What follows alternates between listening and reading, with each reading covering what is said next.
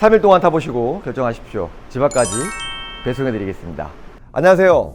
오리드모터스 대표 조수인입니다. 2024년도도 벌써 한 10일이 지나가고 있는 1월 10일입니다. 새해가 밝아오면서 중고차를 이제 구매하시고자 하시는 분들이 정말 좀 많이 늘었습니다. 중고차를 고르실 때 연식은 정말 오래됐지만 키로수가 아주 짧은 차량들이 있습니다. 그리고 연식은 정말 짧은데 키로수는 정말 많이 뛴 차가 극단적인 차량들이 좀 있는데요.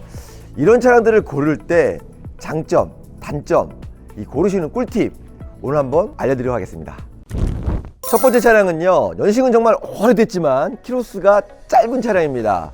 국민차 아반떼입니다. 이 차량은 12년식입니다. 만으로 12년 된 차량인데요. 키로수는 5만 킬로밖에 뛰지 않은 차량입니다.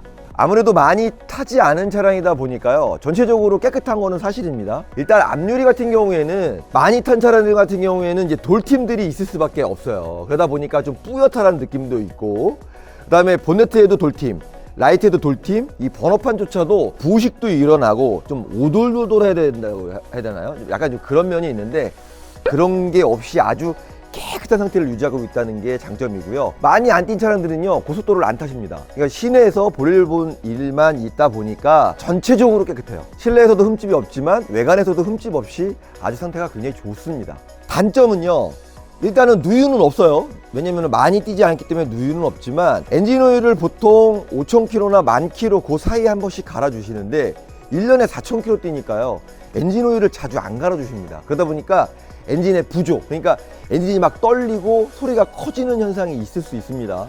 뿐만 아니고 미션 같은 경우에도 하루에 한 20분 정도 이 꾸준히 타줘야 이 순환이 되면서 모든 기계들이 작동이 되니까 수명이 오래 가는데, 아무래도 많이 안 타고 열을 받지 않다 보니까 미션의 수명도 좀 짧아지기 때문에 키로수가 짧은 차량을 사신다는 분들 같은 경우에는 카센터에 꼭 가셔서 엔진의 부조가 없는지, 그러니까 차가 떨리지 않는지, 미션이 부드럽게 변속이 되는지를 꼭 확인하셔야 됩니다.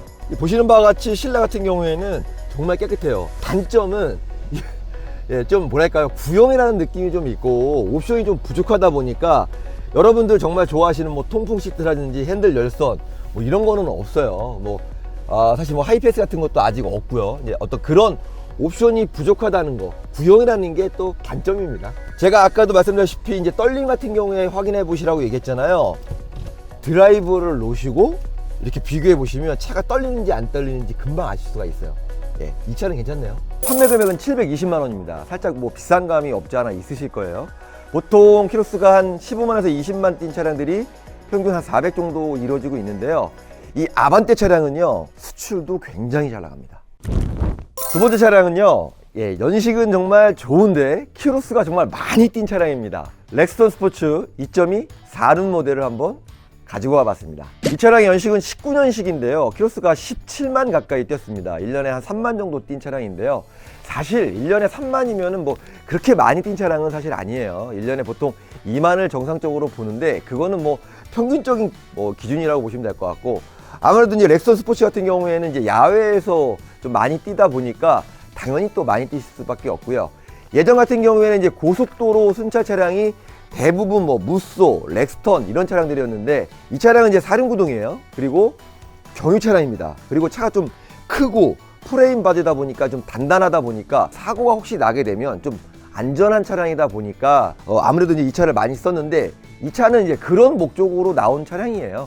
야외에서 막 타도 되고 고속도로에서 막 다녀도 좀 안전한 차량.